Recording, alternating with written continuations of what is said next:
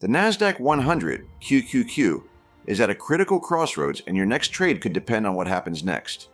Remember when we highlighted the QQQ breakdown risk and kept our members safely in cash? Now, the Nasdaq has edged back above its 50-day moving average. But here's the burning question. Is this a real recovery or just a bounce before another drop? In this video, we're decoding this crucial juncture.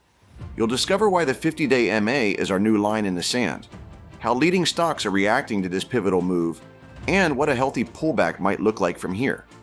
Plus, stick around to the end for our bonus analysis of PLTR, a potential low-risk trade setup that could be your next big opportunity. Our veteran analyst, Rick Petticelli, with over 20 years of trading experience, is here to break it all down for you.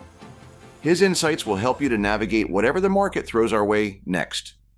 Ready to stay ahead of the Nasdaq's next big move? Hit that like button, subscribe, and let's see what the charts say. Thank you, Darren, for the introduction. Let's get to the charts.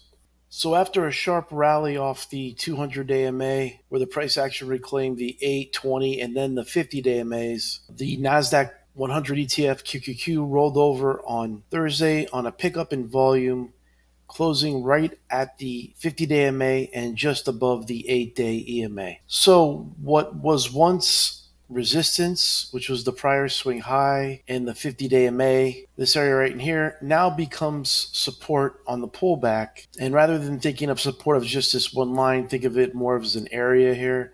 We also have the 8 EMA and the rising 20 EMA here. So it's important that QQQ holds above the 20, as that is our line in the sand for a bull market. You know, if the price action starts to break down below the 20-day EMA, then we could see some pickup in selling, and who knows, could see a retest of the 200. But for now, our focus is on the price action holding up in this 468 to 475 support area. So if the price action can hold in this area, chop around for a bit, that would allow leading stocks that have exploded higher along with the market to pull back in and possibly find support at the 8 or 20-day moving average, which would be healthy as it would provide or should provide lower risk buy points. And what that simply means, if we could just go to a chart in the video real quick, is that buying NVIDIA up around here isn't really a low risk buy point. If it pulls back into this area here, we have the 20, 50, and the 8-day EMA. That sort of a pullback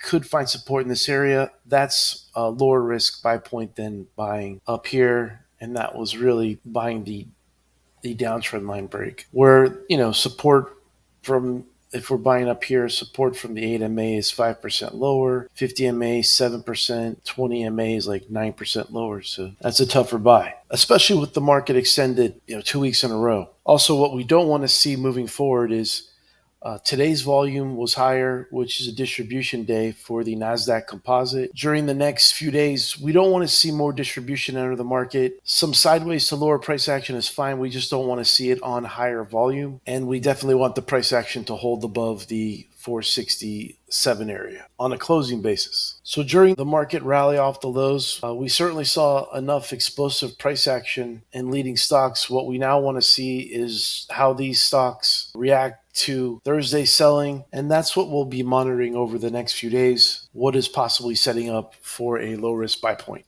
Now, as far as what could possibly be in play within the next few days, so let's go over a chart of a stock that's shown a relative strength that could be in play on a pullback, and that's PLTR, which broke out or had a false breakout in July, had a nasty shakeout here on the dip below the 50 MA when the market pulled back in, and then has this sort of island reversal where the price dipped below support for 2 sessions and then bounced right back above. And as I mentioned earlier, if we're looking for low risk buy points, PLTR currently isn't near a buy point for us, but if the price action were to pull back over the next week or two and allow the 20-day EMA to catch up, that could potentially offer a low-risk buy point. So PLTR is definitely one to watch for on a pullback.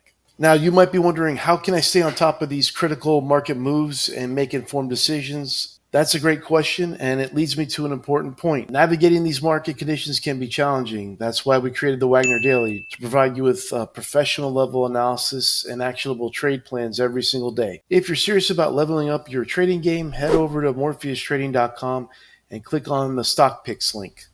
Join now and you'll be part of the MTG Tribe that's consistently staying ahead of the market. So just a quick recap. The Nasdaq pushed through resistance of the prior swing high and 50 MA earlier this week, but now it's testing that level. Resistance now becomes support. Let's see if the 50 MA can hold with additional support from the 8 and 20-day EMAs. As mentioned earlier, if the price action loses the 20-day EMA for more than just one day, it could be an undercut and then a bounce right back. But if the price action closes below the 20 and can't get back above, then we look for price to sell off further and possibly test the 200-day MA and potentially set a higher low.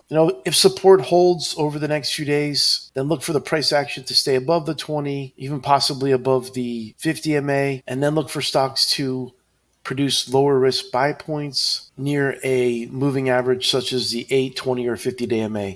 50-day MA might be too big of a pullback though, so probably we're looking at pullbacks to the 8 and 20-day EMA. Don't forget to comment below with your thoughts on the Nasdaq 100's recent action. Bullish or bearish from here? We'd love to hear your perspective. Remember, in trading, the learning never stops. Keep pushing, keep growing, and always trade with confidence. Before you go, make sure you watch these 2 hand-picked videos on your screen. They're packed with high probability setups that could take your trading to the next level. We'll see you in the next video. Until then, trade what you see, not what you think.